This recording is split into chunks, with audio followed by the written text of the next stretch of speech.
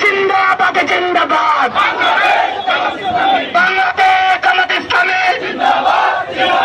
জিন্দাবাদ জিন্দাবাদ,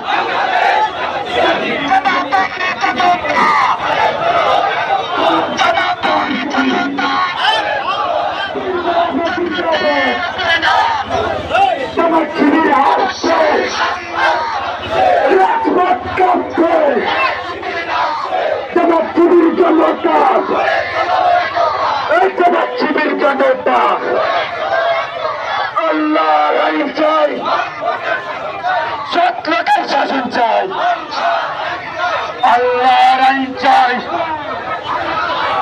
শিবির আসছে,